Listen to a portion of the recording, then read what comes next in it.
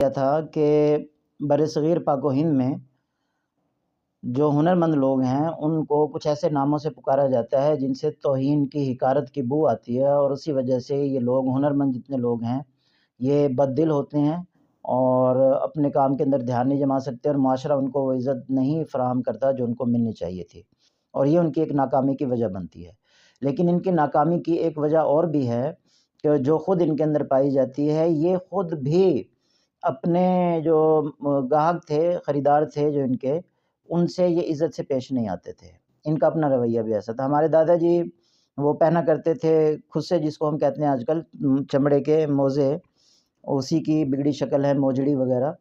تو وہ پہنتے تھے۔ انہوں نے کہا جی میں فلاں موچی کو یہ دیکھ کے آیا ہوں، تو آپ ان سے جا کے لے آئیں، پیسے میں نے ان کو دے دیے ہیں۔ اب جب ہم ان سے جا کے گئے، وہ بزرگ تھے، بیٹھے ہوئے تھے ایک جگہ پہ چھپر کے نیچے، 3-4 بندے ان کے پاس بیٹھے ہوئے تھے، حقہ گڑگڑا رہے تھے اور گپ شپ ہو رہی تھی بہت۔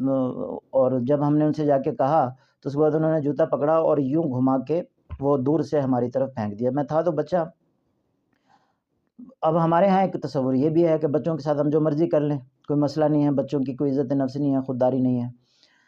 تو اول تو کسی گاہک کے ساتھ بھی اس طریقے سے پیش نہیں آنا چاہیے، بڑوں کے ساتھ یا چھوٹوں کے ساتھ۔ ایک برانڈ کی ایک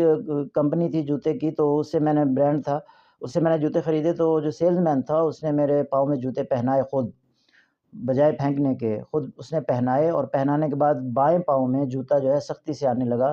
تو میں نے اس کو کہا کہ یار یہ ایک نمبر بڑا دے دو۔ وہ کہنے لگا سر ایسی کوئی بات نہیں ہے، جوتے کا نمبر ایک ہی ہوتا ہے، لیکن وہ دائیں پاؤں میں آسانی سے آ جاتا ہے اور بائیں پاؤں میں مشکل سے آتا ہے، اس وجہ سے کہ بائیں پاؤں کی جسامت تھوڑی سی نسبتاً بڑی ہوتی ہے، موٹی ہوتی ہے دائیں پاؤں سے۔ اس نے مجھے یہ نکتہ بھی سمجھا، اور بڑے اخلاق کے ساتھ اس نے مجھے جو ہے وہ ڈیل کیا۔ اور رہا بچوں کا معاملہ، تو آپ دیکھیں گے کہ بہت سارے ہوٹلز ہیں آج کل، جو ہم کہتے ہیں نا جی فلاں کا بائیکاٹ کر دو، فلاں کا بائیکاٹ کر دو، لیکن انہوں نے اپنی کامیابی ایسے بنائی ہے کہ انہوں نے پلے گراؤنڈ بنائے بچوں کے لیے،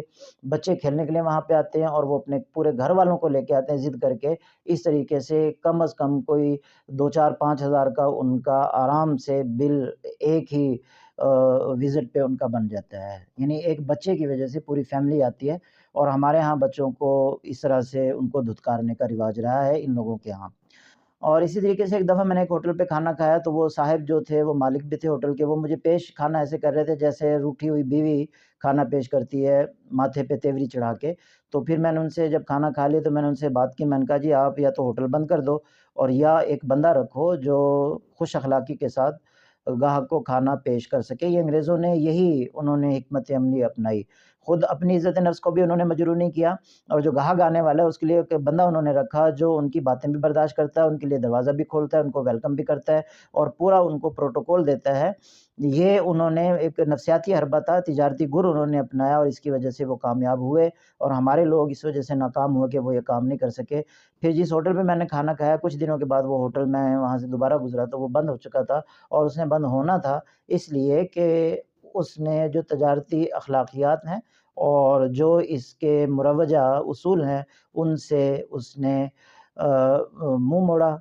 اور عمل نہیں کیا، تو ناکام ہونا تھا اس نے۔ تو ناکامی کی ایک وجہ مطلب یہ بھی تھی کہ خود ان لوگوں کے رویے ٹھیک نہیں تھے۔ آپ دیکھیں گے کہ موچیوں کی دکانیں بند ہو گئی ہیں، اب وہ صرف جوتے سلنے تک محدود ہیں، اور جوتے سلنے کے لیے بھی اگر کسی کے پاس جائیں تب بھی ان کا رویہ وہی ہوتا ہے، بد اخلاقی والا، اور